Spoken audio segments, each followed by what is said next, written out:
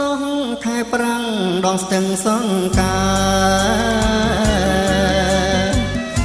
ណូចដួងខែបាំងបាត់រាំងស្មៃទាំងស្រងលាជរៀងបាំងស្នេហ៍កាំងវ័យ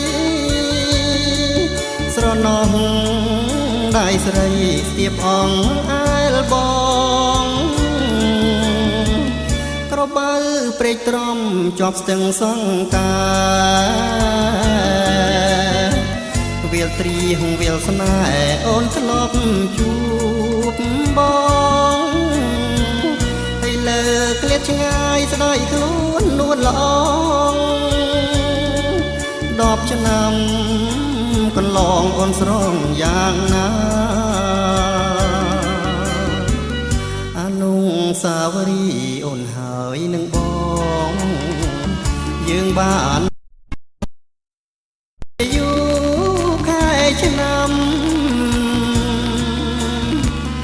លាងទុកក្នុងចិត្តដោយអិនព្រះស្រម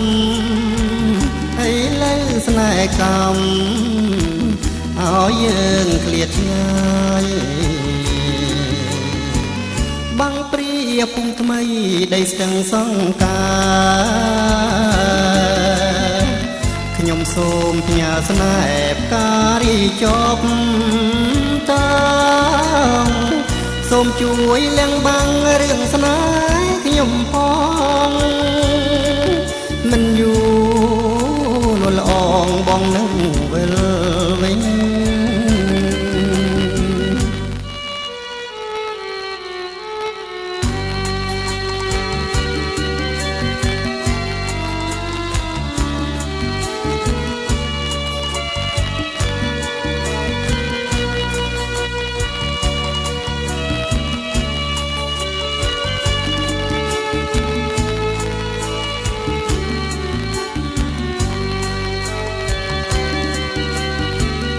អនុ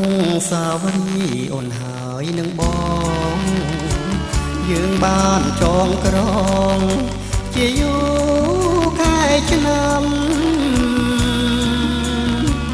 លាងទុកក្នុងចិត្តដោយអិនព្រះស្រមឲ្យលើស្នេហ៍កម្មឲ្យយើងឃ្លាតឆ្ងាយបាំងព្រាភូមិថ្មីដីស្ទឹងសង្ការខ្ញុំសូមផ្ញើស្នេហ៍ផ្ការីចប់តាសូមជួយលៀងបាំងរឿងស្នេហ៍ខ្ញុំផង